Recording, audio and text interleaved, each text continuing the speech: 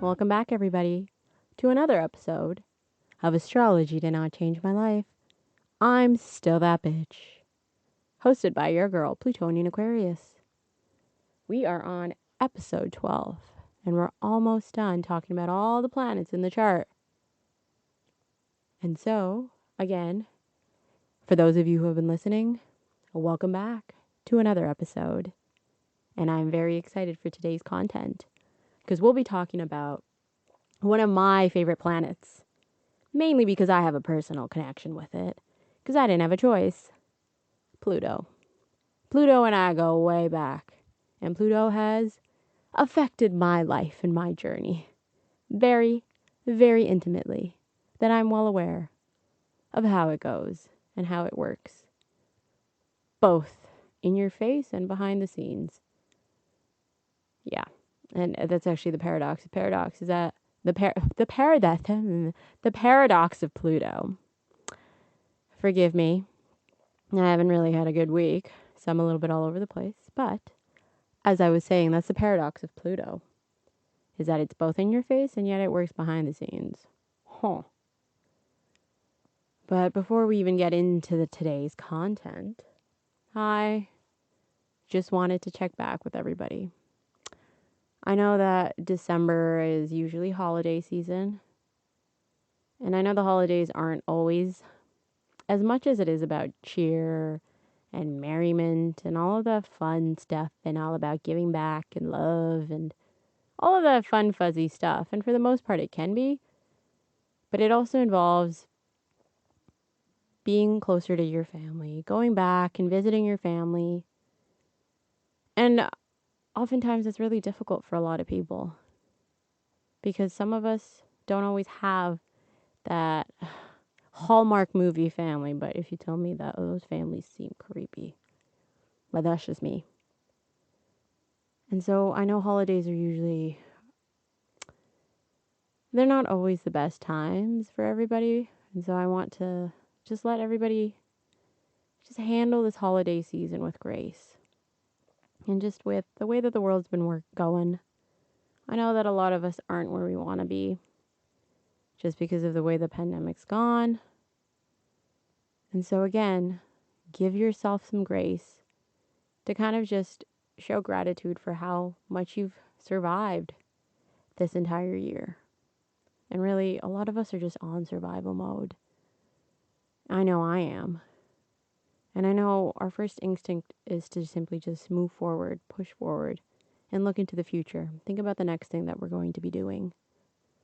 And sometimes we can't always do that. And so it's important for you to just sit down and just take a moment to simply just have gratitude for yourself with how far you've come and how much you've done.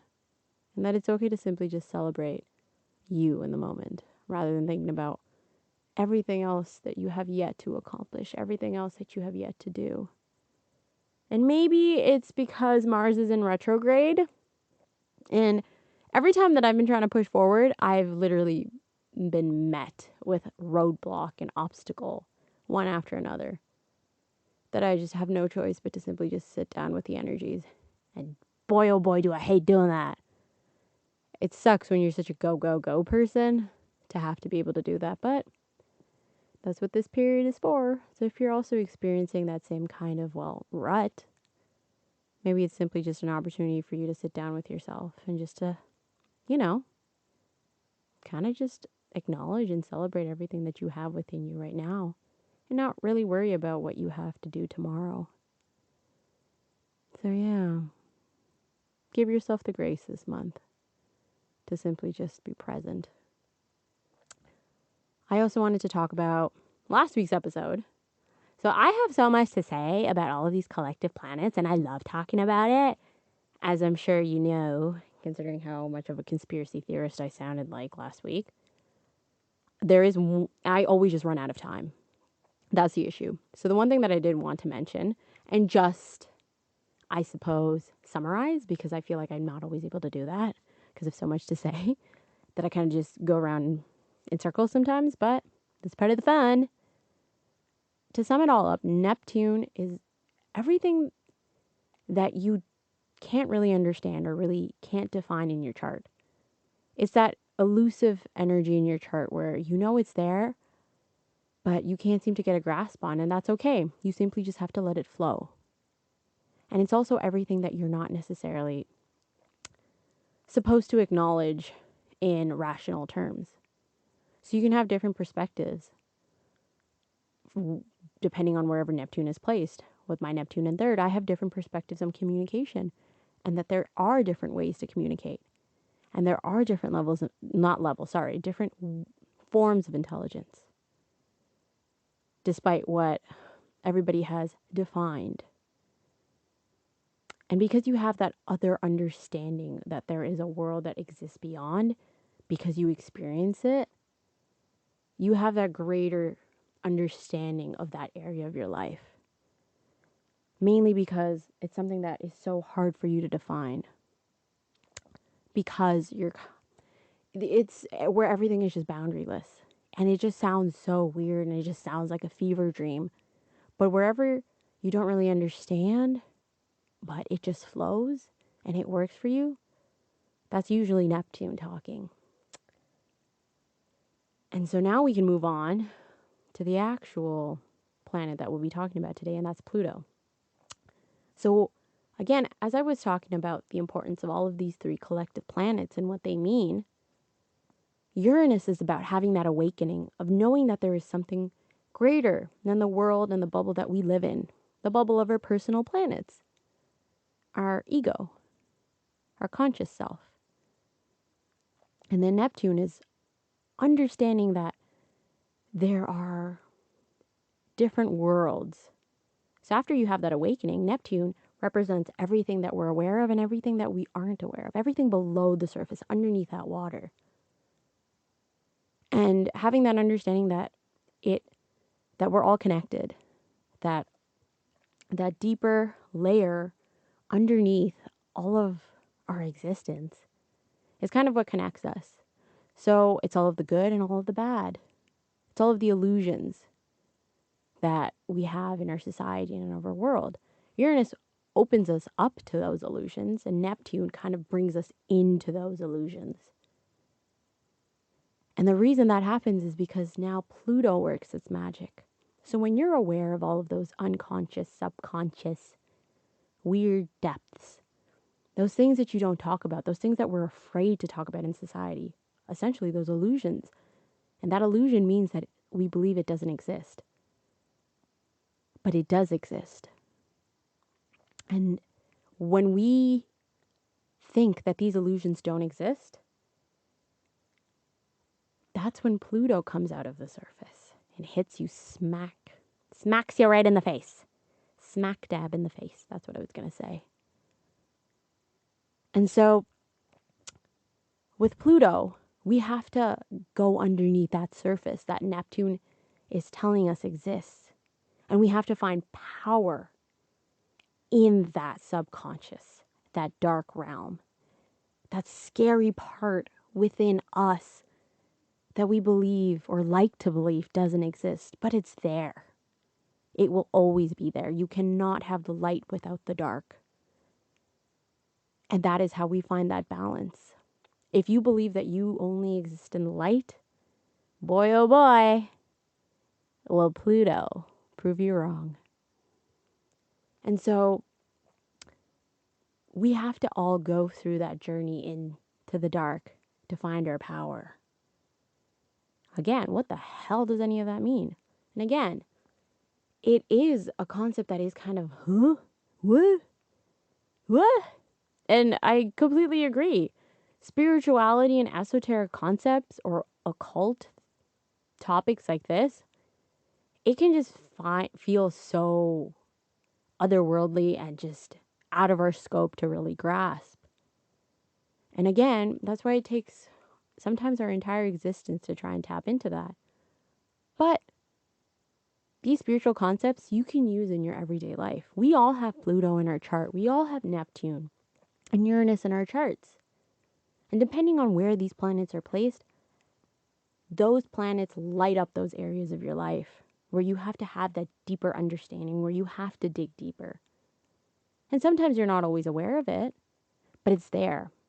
And understanding these energies is what helps you have a deeper understanding, because these collective planets, or the energies that they provide, you can feel like it's beyond your control. Well, Uranus with its lightning flash impact, and then all of a sudden your world is overturned. And Neptune, or the more you try and hold on to the rational and you try and define things, it slips out of your fingers and you slowly feel like you're losing your mind. And with Pluto, you get pulled into the underworld. But these are fated experiences that you need to have. Again, I keep saying deeper understanding of these areas of your life, but that's essentially what it is. To gain greater insight that you can pass along knowledge to other people that may need some guidance into those areas of your life. Say it's your 7th house. Now you have a better understanding of relationships and you can pass on that wisdom to other people. 10th house. By experiencing all these weird things in your career, now you can give other people advice that are looking for, again, guidance into how to approach difficult career pathways or are experiencing these difficulties. So in a way, it's fated because you have to have that greater understanding. And it's as like weird as it sounds, like, because it's like, oh my God, I have this huge responsibility on you. And well, I have this huge responsibility on me to experience these things. But at the end of the day, we all have these planets in our chart for a reason. And again, it can give you a better understanding of that purpose that you may have, so that it doesn't seem like you're just kind of just tunneled and pitted into chaos and you're simply just experiencing things for the sake of experiencing things. And I'm not a big fan of the saying everything happens for a reason, because you can't justify all of the crap that happens out in the world. You can't. It's not fair, and it kind of just puts an onus on people that they must have done something to experience all of this crap that they did. Like, how do you justify a child getting hurt without any reason? You can't. But sometimes these collective energies, these big overarching bodies, they kind of have that they have that faded quality to them, where you kind of have to experience their weird, I don't want to say like forces, but essentially that's kind of what it is. Their forces, so that it can add to your journey. It can add to your evolutionary journey, your spiritual journey, your journey to self-discovery, whatever you want to label it as. But sometimes there's some comfort in knowing that perhaps there was a reason in experiencing all of that stuff. And that's what I hope can be the takeaway message with all of these episodes that I've been talking about, with all of these collective planets. That perhaps all of those weird experiences that you had that you can't really put a finger on was leading you to something better, with more insight, with more wisdom, that can help you have more meaningful experiences and perhaps more meaningful connections, and perhaps being able to experience life with a new sense of joy, of recognition, of gratitude, and in a way maybe seeking healing, forgiveness, whatever it may be. Because again, it's not my place to say what you want to do with this information that I impart onto you. I can give you whatever the textbook sayings are, whatever the mythological stories are, and what it represents, what each of these planets represent in your chart, but the choice is yours, what you want to do with that information. And so with that whole spiel, I will get right into Pluto. Now, Pluto has a special place in my heart, again, because I'm a Scorpio rising, and Pluto rules over Scorpio. And so again, your rising sign determines your chart ruler. And so my chart ruler is Pluto. And so Pluto plays a very strong role in, well, the overall theme of my life and the overall journey that I have. And again, I like to argue that the rising sign is so important in determining how your life will play out and what areas of your life will kind of be highlighted, because it creates your entire chart. And so with your chart ruler, the themes of your rising sign become important depending on wherever the chart ruler is placed. And my chart ruler is in my first house, the house of self-expression. And so again, I have a strong Pluto influence. But that can also be if you have Pluto aspecting a lot of your personal planets. And so you feel the energies of Pluto quite strongly, whether you want to or not. It is against your will. And that's the problem with these big bad boys, these collective planets, these generational planets. The force of their energy is so strong that you cannot ignore it, no matter how much you would like to. And so with Pluto always gets a negative connotation. Pluto represents everything that we like to ignore exists in our world. It's everything bad because it represents death, rebirth, transformation, regeneration. It represents murder, sex, death, incest, everything taboo. Like, and with sex, like with the porn industry, with murder, suicide, mental illness. And it's really funny that it's only Pluto that all of these concepts are associated with, because Uranus is still associated with madness, with a wild, eccentric mind. Neptune represents all of the mental illness that we pretend doesn't exist in our society, but does. Yeah, suicide is associated with Neptune a lot of the times. But yet Pluto takes the brunt of it, which is unfortunate.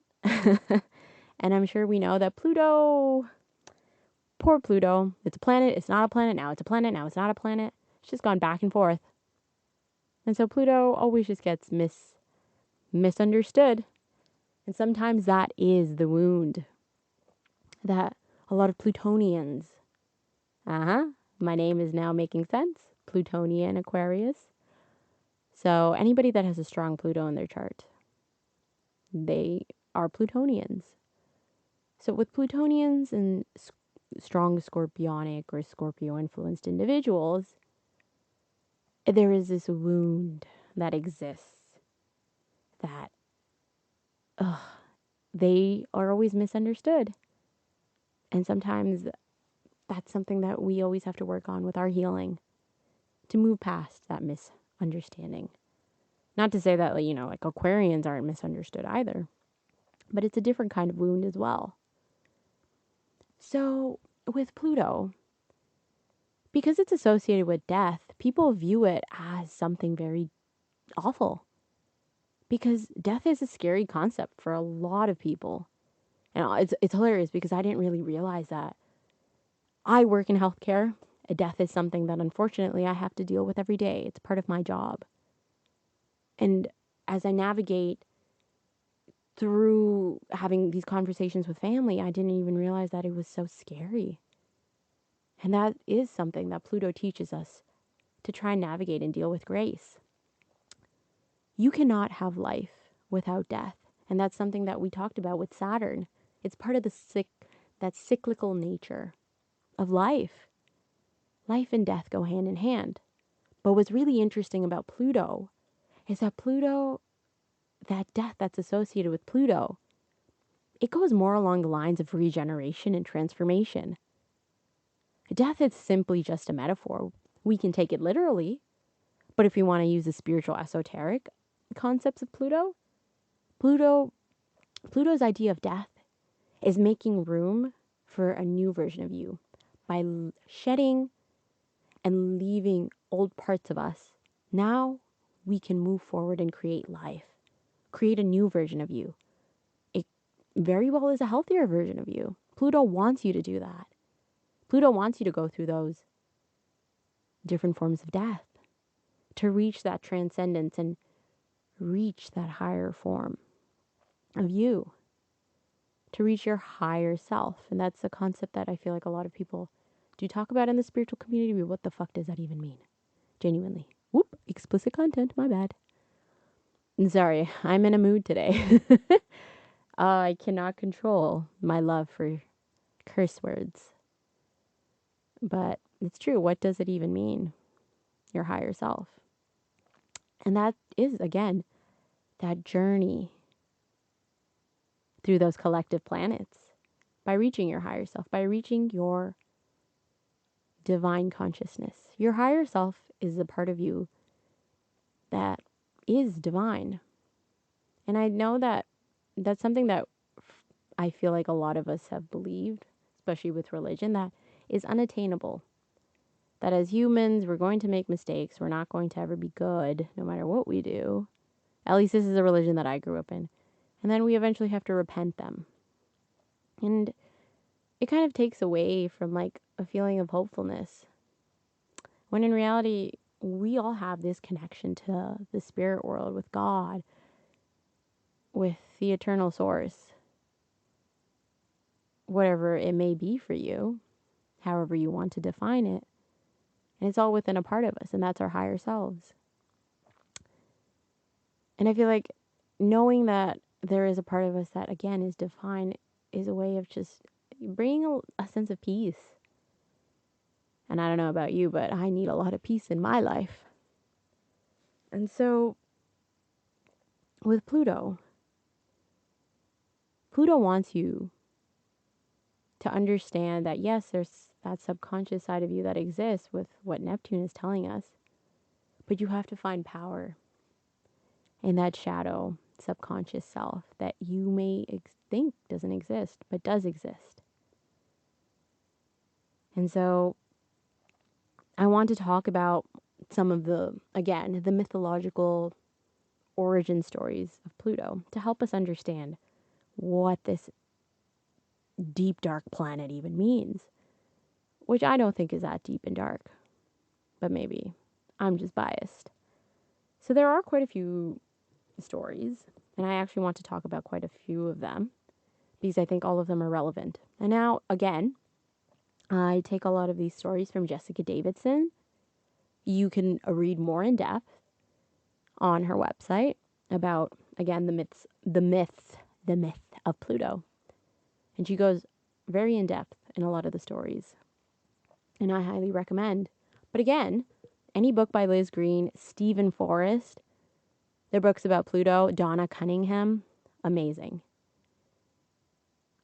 Yeah, there's this one book that I really particularly like. It's like the astrology of fate. And coincidentally, and this is why I was talking about fate earlier, Pluto is associated with fate.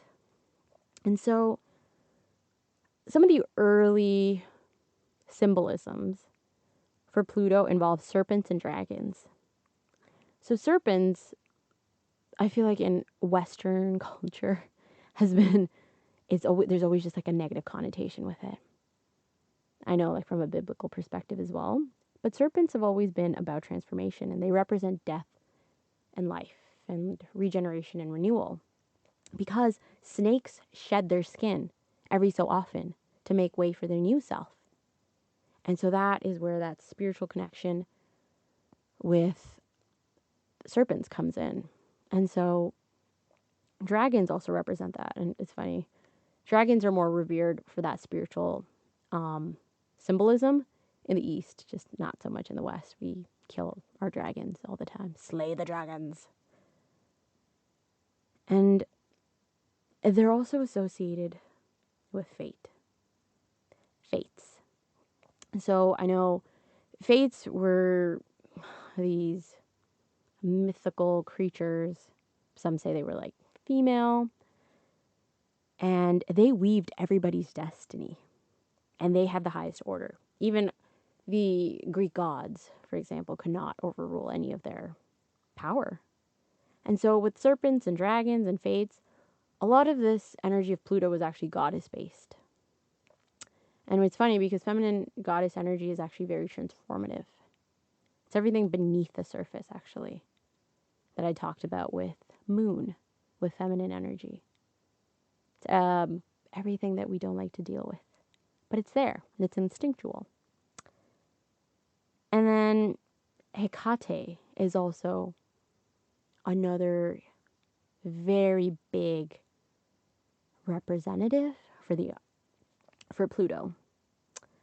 So Hecate was the goddess of witchcraft and magic, of birth, and some say that she was originally the goddess that dealt with the underworld. And her name actually just translates into she who works her will. And why am I talking about the underworld so much? Because that's Pluto's domain. And with the underworld, it's everything beneath that surface. Again, that subconscious, that unconscious, that part of us that we like to ignore because it's scary to venture off into that area of our life. And that whole idea of the underworld, when you personalize it, is our shadow self. That self that we like to exist, we like to pretend doesn't exist. But it's there. It's a part of you. And if you ignore it, it is going to try and come up into the surface. And so, with the underworld, these concepts, these stories, yes, they had that goddess component to it, but over time, with Greek mythology, we moved away from it. But I don't think we actually truly did. And I'll tell you why. Because the original Greek story, when it came to the underworld, Hades was the god of the underworld, and that was his domain. But with Hades and the underworld, we always have Persephone that's associated with that story. And I don't think anybody can really talk about Pluto or Scorpio without talking about Persephone. Yes, Hades is there in the underworld, but I feel like Persephone ends up taking the spotlight. And so we don't ever actually move away from that goddess energy. And that's really interesting because, and I'm fascinated by this kind of feminine energy and the idea of what it means to have femininity in all of our charts and all of us, really. Because I feel like at the end of the day, because we put so much emphasis on the masculine, we've kind of let the feminine take a back burner, and we don't actually now understand what it means. At least I didn't. Getting in touch with my own feminine side. What does that mean? Right? It doesn't mean to be submissive. It doesn't mean to be passive and to like just let things slide, to just simply be emotional. No, that's what the patriarchy has told you. But there is power in the feminine. And the feminine is all about that beneath the surface, that transformation, that regeneration, that death that leads to new life. And that is the end, and that is what feminine energy is. It's about creation. And so the story of Hades and Persephone is interesting because Persephone, she triggered her descent into the underworld. And she did that by picking a flower that basically brought Hades out into the world that she was living in and pulled her right into the underworld. And she was a maiden. She was a virgin. There's many stories that say that Persephone was essentially taken against her will. And she was. She definitely was. But she was the one that picked that flower. And this is where we get into that weird state of, well, everything happens for a reason. And everything's kind of fated. Like the fates that we talked about. That looked over the underworld and the idea of Pluto. In a way, Persephone was looking to delve into her subconscious side, her darker side. Because at the end of the day, she ended up taking pomegranate seeds that would actually tether her to the underworld. So she actually ended up spending 6 months in the underworld and then 6 months in the world that she came from. with her mother, Demeter. And so, in a way, she found her power in the underworld, in the dark. And in a way, that was what she wanted. She became queen of the underworld. She essentially did find her power by going through, in a way, hell. And that's what the underworld has always been associated with. Afterwards is hell. Because hell is everything that we are terrified of. Everything, again, dark. Everything that makes us uncomfortable. Because we all want to be comfortable. Why would we descend into something that is scary and terrifying and cold, and it's just not a nice place? That's the best way to say it. It's just not a vibe. However you want to say it. But wherever Pluto is in our charts, it's where we all have to find our power by going into the dark. And in a way, we trigger it ourselves. But that understanding, that awareness only happens when you know about Pluto and about astrology. But when it happens in the moment, it's awful. You feel like you have no control over your life. And that you are simply just being torn apart by the world around you. Because things are, again, against your will. You are taking into the depths of hell. But you have to find your power through that dark experience. You have to find power after going through hell. And again, it's such a terrifying concept to think about. Because you have to essentially experience all of the dark that there is in the world.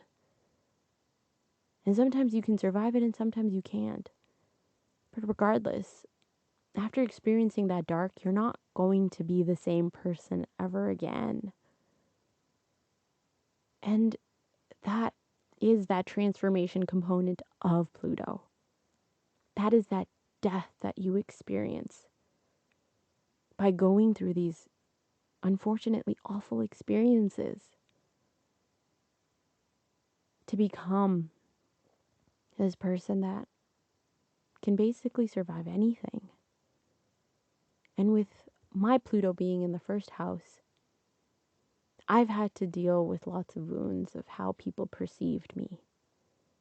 And I have had a lot of wounds with self-expression, where it felt like no matter what I did, however I expressed myself, people would always take it the wrong way. To the point that I simply just became the scapegoat. It was easy to pick on me. If anything went wrong, I was to blame. And it just became into a weird struggle where I had to kind of just hide myself to cater to other people.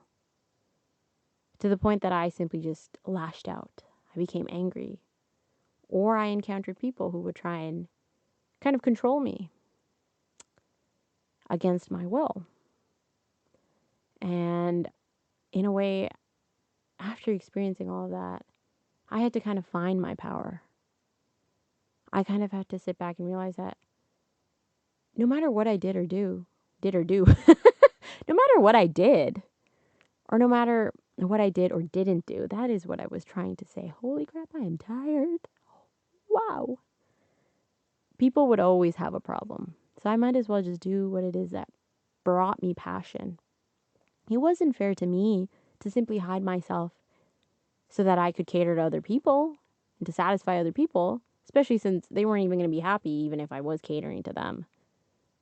It would just be a disservice to me. I would simply be hurting myself by not pursuing my passions, by not expressing myself to the fullest.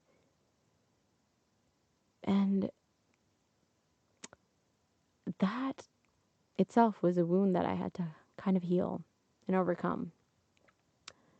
And now, knowing that it doesn't matter what I think or do, people will always have a problem with it, so I might as well just do whatever the hell I want. because it's my life and I enjoy what I'm doing. And again, it's not hurting anybody. And so that whole, again, transformative idea of Pluto comes from acknowledging that dark side within you.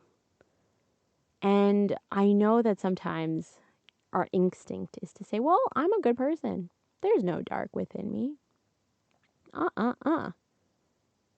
Well, again, I have news for you. That's not true. The light cannot exist without the dark. And whether you believe it or not, we do have a dark side within us. And it doesn't have to be extreme, where we're going off murdering people. It's simply, well, I experience envy. Sometimes I get jealous of people. Sometimes I wish I had what other people had. Or sometimes it's just experiencing anger and lashing out. That itself is a dark side. And with Pluto, when you ignore your dark side, it festers around in your subconscious and it becomes something uncontrollable. Sometimes it can manifest as illness. Sometimes it can manifest as unexplainable anger. And when I mean illness, it could be depression, it could be physical illnesses. And remember how I was talking about Mars, where if you don't give your anger expression and you don't honor your anger, you run the risk of getting into these weird ailments, physical ailments, mental illnesses, things that you can't really control.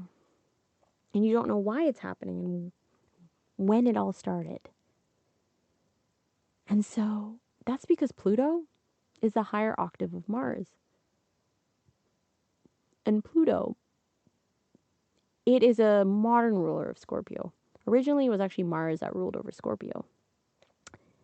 And so while Mars is about expressing yourself in a personal level and reaching out and achieving those goals and doing things that, again, are about that fire within you and kind of light that fire under your ass and, again, give you a zest for life.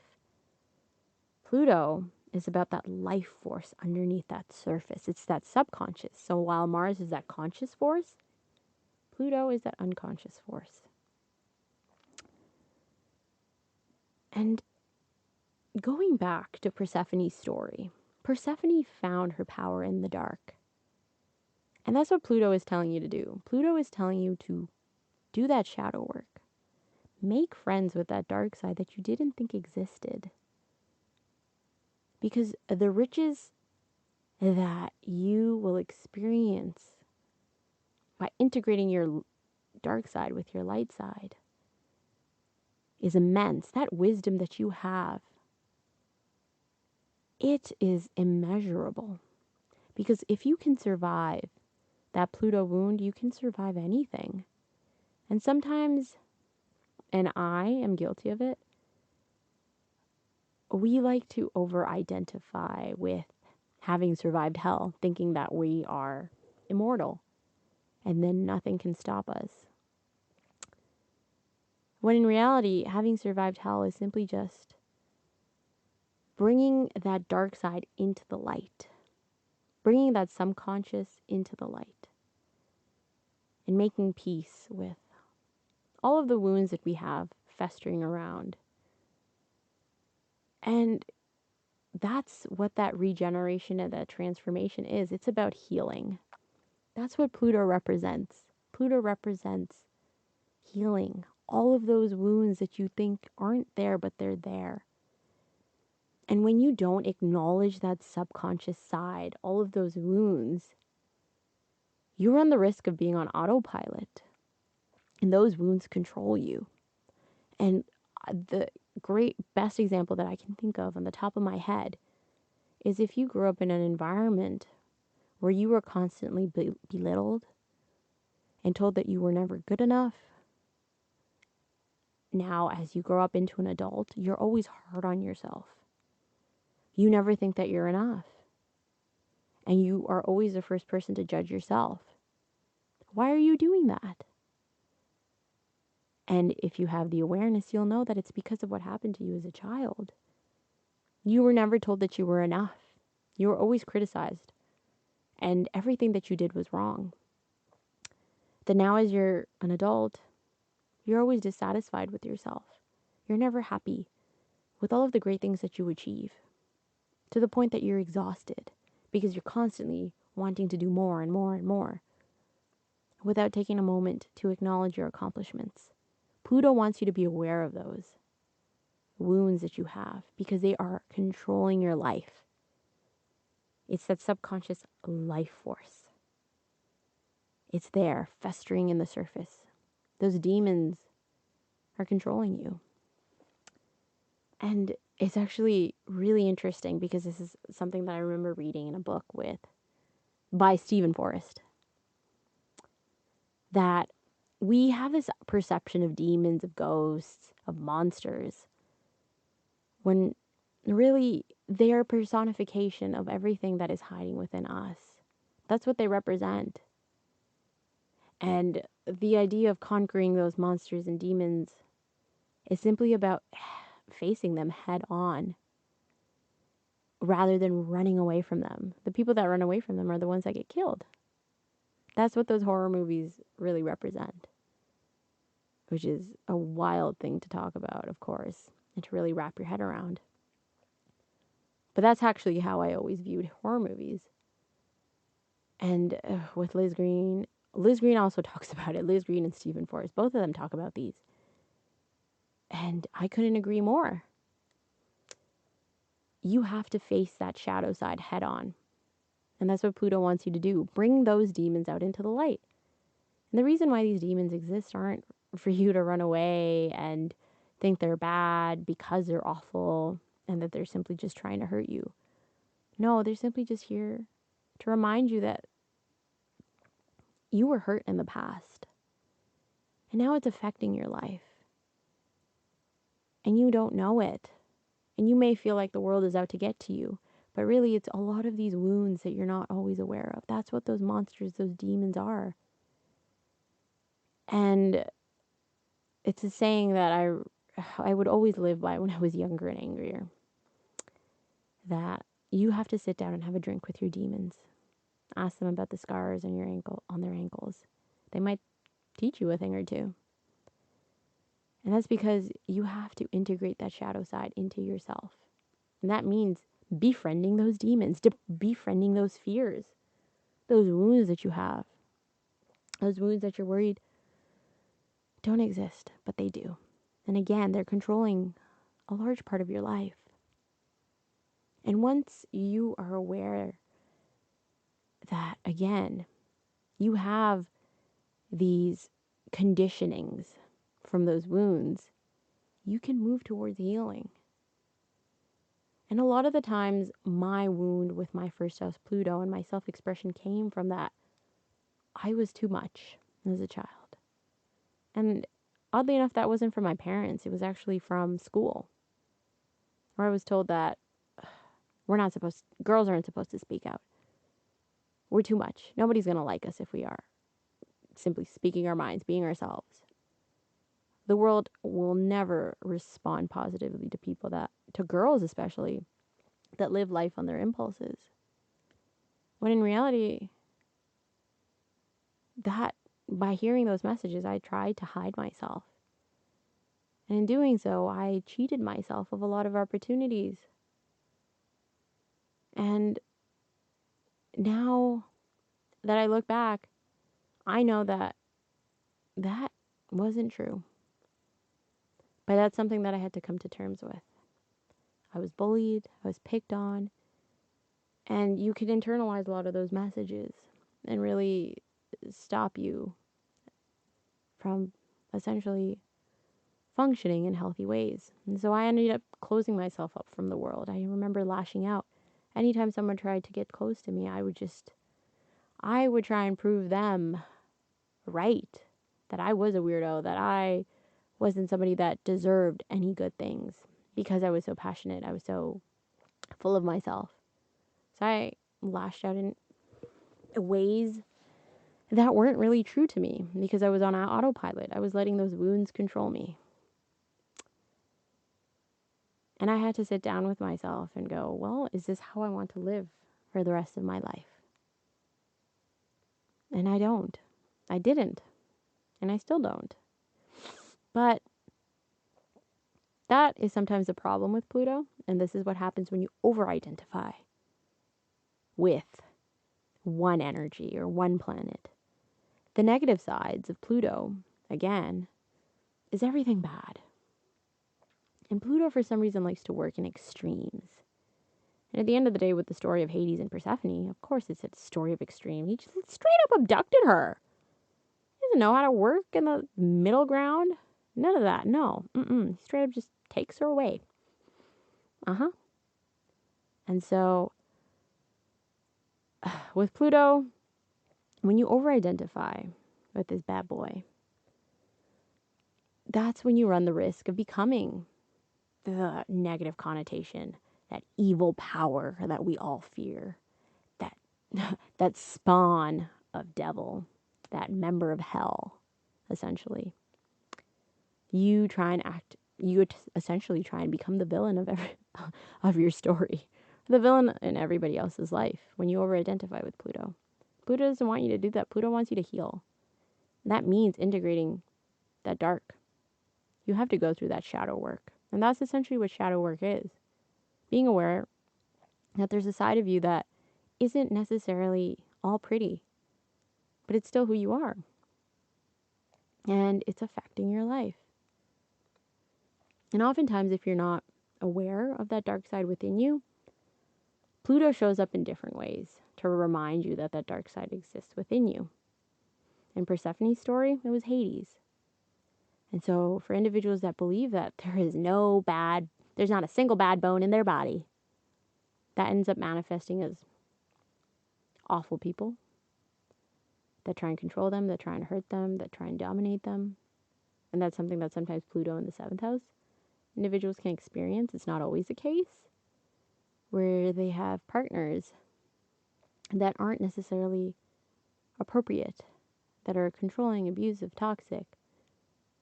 But by going through those relationships, now you have a different understanding of relationships and how they should be. And sometimes you don't know any better and you have to go through those experiences yourself to find your power, to find that wisdom. And it's unfortunate that it happens, but sometimes that's how Pluto operates.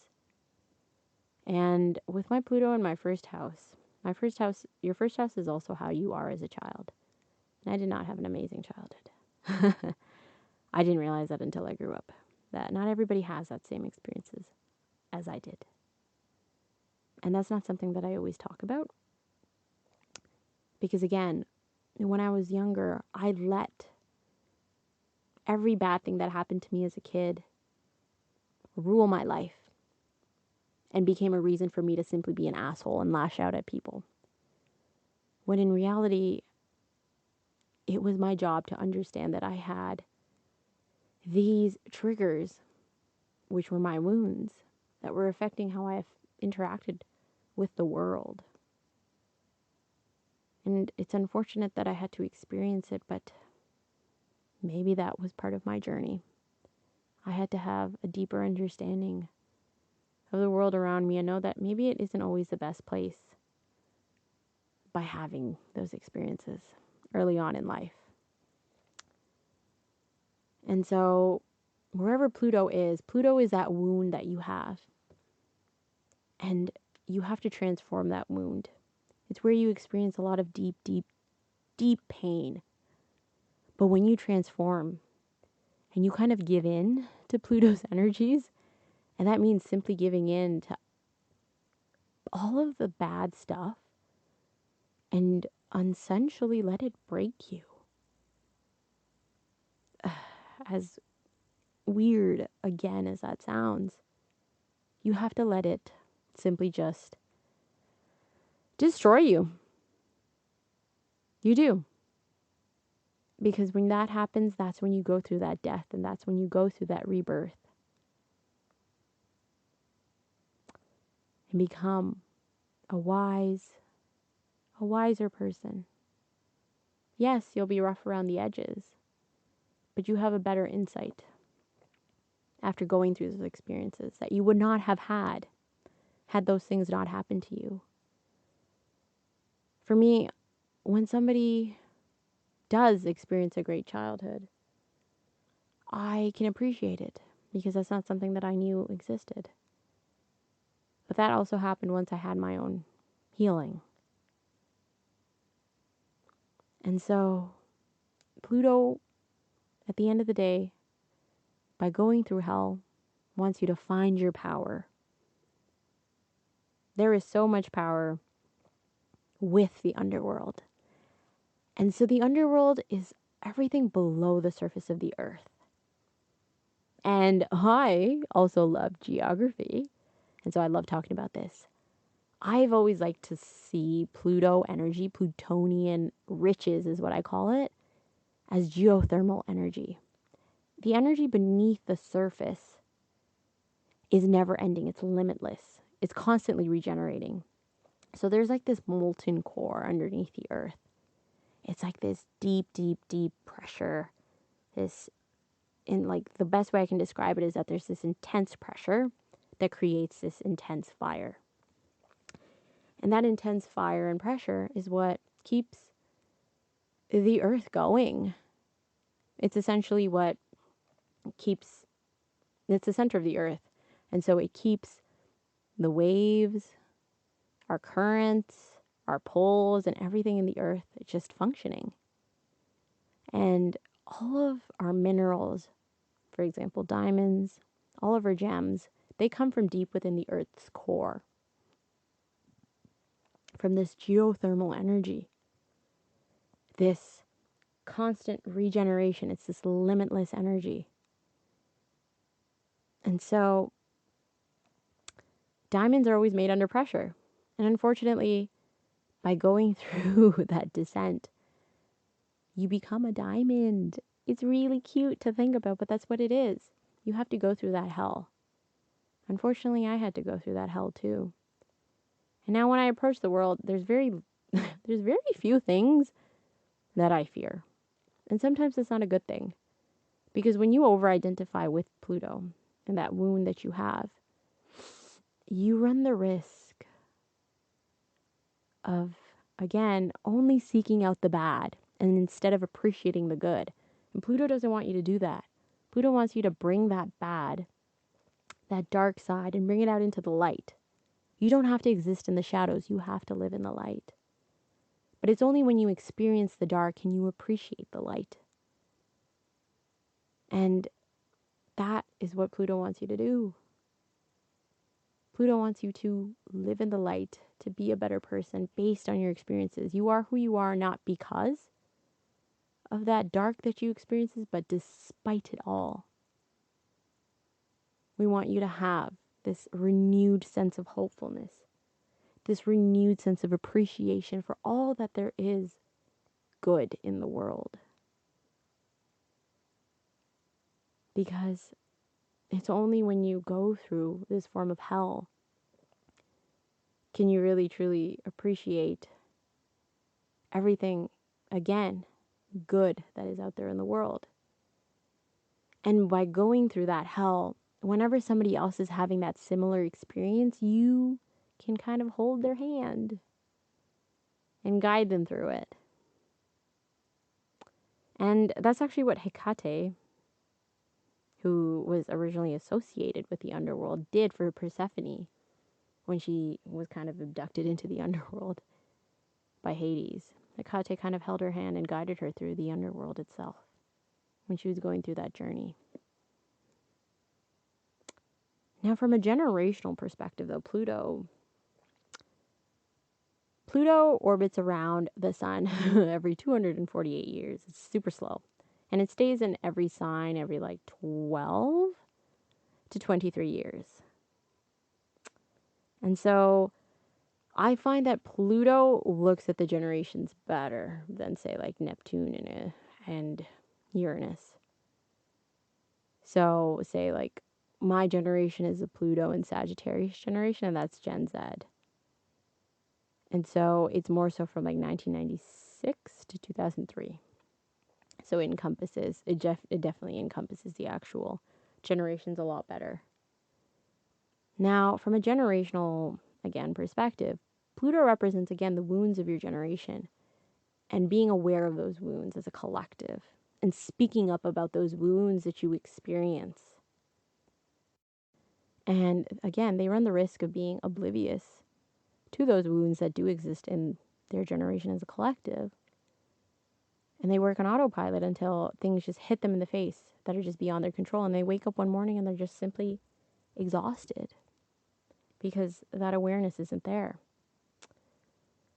So we have the Pluto in a Leo generation. Those are the boomers, 1939 to 1958. And now with Leo, everything essentially is about them. They're in the spotlight. They were the first ones to process their own individuality.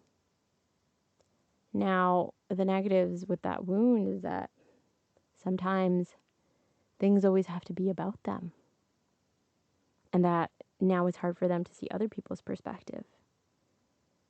And they're more about living free and experiencing the world in a more fun way instead of reaching for structure. And so it's funny because their generation was the hippie generation.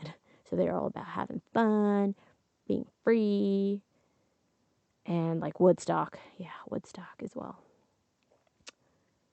And so a lot of it is because like they were born after a period of war. And so they just wanted to enjoy life to the fullest and experience everything to the fullest. But again, that is the wound that they experienced because now after that Pluto and Cancer generation that went through the war, they didn't want to experience war anymore. They didn't want to think about that. They didn't want to think about that struggle, that scarcity. And so that's why individuality was big for them and just having fun. But then after that, we had the Pluto and Virgo generation, which was like Gen X. Really? Part of Gen X. Gen V is what they sometimes call it, 1958 to 1971. You can argue that some of it is like the boomer generation. But these people, they kind of took from the Pluto and Leo generation. And that's what these generations do. They kind of build upon the previous generations. Where rather than just having fun, they wanted to be efficient. They wanted to organize everything. And so a lot of them have created Google, created a lot of web pages, a lot of directories that we now use. And they're so big on productivity and efficiency and that they work. They're workhorses to the point that they're exhausted.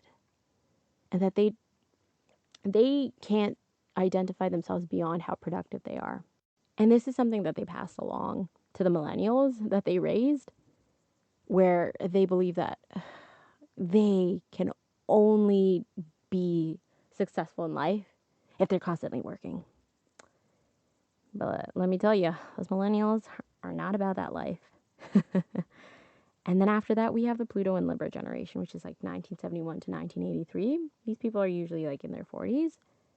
And so now we move away from constantly working to, well, focusing on relationships and focusing on how our relationships affect each other and how the people around us affect us. And so a lot of it is maintaining that balance and harmony. So I find that this generation is all about kind of keeping things as harmonious and nice as possible, that we will ignore all of the bad and we'll ignore all of the negatives and they won't speak out. And by maintaining and by instead focusing on, well, making things aesthetic as possible. So there was a focus more so on fashion, more so on the arts during this time in Libra, Pluto in Libra, and also moving away from war. And I know during this time with the Cold War and all of the other wars that were present, like the Korean War, the Vietnam War, and things like that, this generation spoke up about it. And they were like, a lot of the movements were about anti-war sentiments. And not to mention, we were more focused on equality.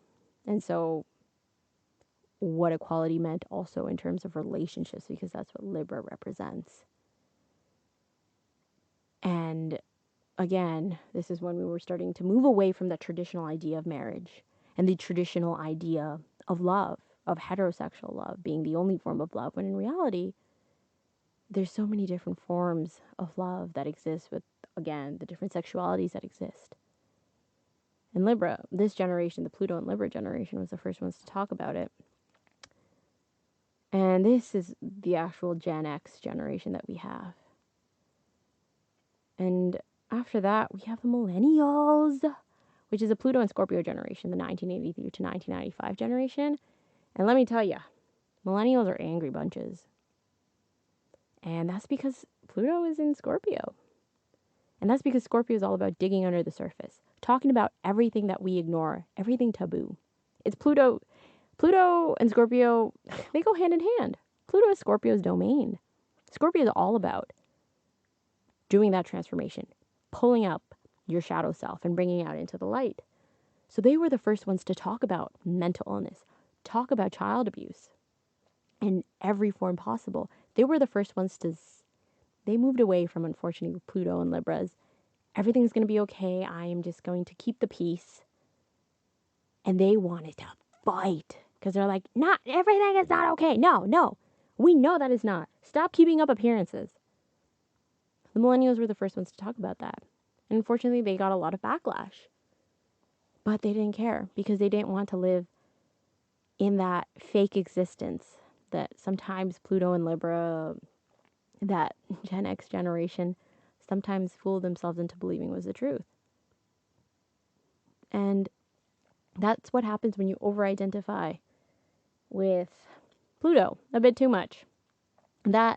Actually, that's not what happens when you over-identify, in the sense that that's what happens when you're not aware of the wounds that are present within your generation. But I do find that with millennials, they can over-identify with Pluto a bit too much because there are a lot of wounds that are present. And they don't know what to do with all of this pain that they've been experiencing and haven't been able to speak up about for so long, because they were talked down by the Pluto and Leo generation, the Pluto and Virgo generation, the Pluto and Libra generation. And so sometimes it can be easier for them to over-identify with everything bad that is out in the world. And that's something that they're going to have to work through themselves to find that peace. But we will say that they were the first ones to speak up. And that's very, very admirable.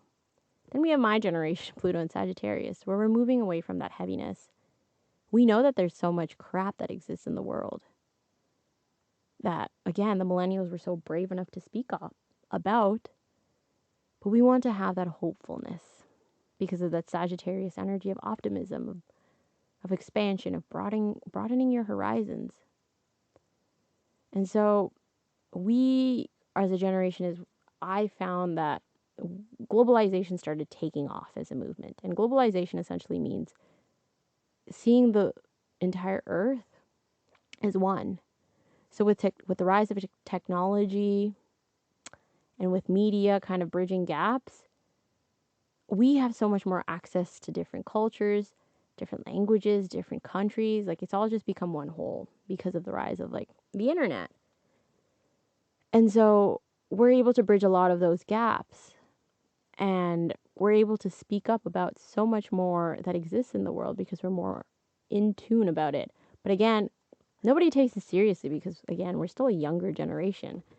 Oh, I forgot to mention actually, I did mention it. The Pluto and Sagittarius generation is 1996 to 2009. I apologize. It's not actually 2003. I got that wrong. So nobody takes it seriously because I'm a little bit on the older side of Gen Z, but I know a lot of my other cohorts, they're still young. They're still in high school and nobody takes them seriously at all. And it's not fair. We're aware of everything that's going on in the world. We have no choice but to be aware. Everything is there. But I think because with the influence of Sagittarius, we're so quick to kind of just grasp everything without truly trying to understand it. That maybe we get looked down upon a little bit more. But our generation is the one that still has a lot of hopefulness and optimism because we're still connecting with each other and we're trying to find out what it is that makes us human and trying to find, again, that common universal connection that binds us all, regardless of race, of ethnicity, of religion, of sexuality, whatever it is that divides us. We're kind of bridging those gaps and saying, well, we're all interconnected and we all exist as, well, Earth species. And after that, Gen Alpha. Why are they called Gen Alpha? That's so mean. We have the Pluto and Capricorn generation. And that is 2009 to, well, actually, I want to say 2023. We're now moving away from Pluto and Capricorn. And so this will be an interesting generation to see because they will take upon everything that millennials have talked about and everything that my generation has been bridging and will create order and structure from all of this chaos that they've witnessed from all of these previous generations. And that generation itself went through the pandemic. With Capricorn again, that Saturn influence is all about creating discipline and creating a structure that will last lifetimes. It's foundational. So it'll be interesting to see how they, I guess, bring order back into the world. Especially with everything that's happening in the pandemic. The world is quite literally falling apart. But talking about the Pluto, generational signs, each of it could be simply a podcast. Because trying to decipher not only the energies of the planet and the energies of the sign that they're in, it's a fascinating topic and I love talking about it. And maybe that's something that I may talk about. So unfortunately I can only really talk about these generational planets and like the generations that they rule over for like a short amount of time in, well, kind of like a washed out way, really, where I am just kind of giving the bare minimum. But again, if you want to find out more in-depth concepts about Pluto and how it affects your generation, Stephen Forrest has great resources. I find that he has a lot of insight into Pluto as a generational planet and how it affects your generation. But long story short, to sum it all up, Pluto is a wound in your chart.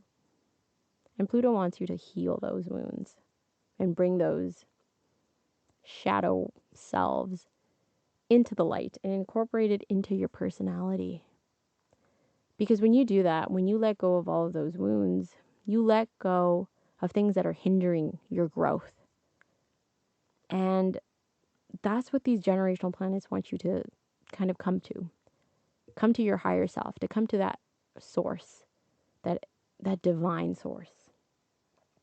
Essentially, that divine connection that we have, that where we all come from, whether you want to believe it or not, but we all come from somewhere. And Pluto wants you to come closer and closer to your higher self. And the only way you can do that is if you shed things that are limiting your growth and limiting your evolution. And you'll constantly be leveling up. It's never going to be like just a one-step thing. You have to understand that part of life means that you're never always going to be the same person and you're constantly going to be evolving. And that's how you become a better person. And that's how you become your higher self. And so that's what Pluto is. It's about healing that wound to become the better version of you by experiencing those dark moments. And by healing from them, you gain so much more wisdom and insight into that area of your life. For me, it was about self-expression and what it means to have an identity. And sometimes I ran the risk of over-identifying with the dark and the bad too much, when in reality I simply just had a zest and passion for life. And nobody can take that away from me. Only I can take that away from myself. But I had to go through my own hell. And I survived it. And here I am, talking about astrology. That's all I have, everybody. And until next time, bye-bye.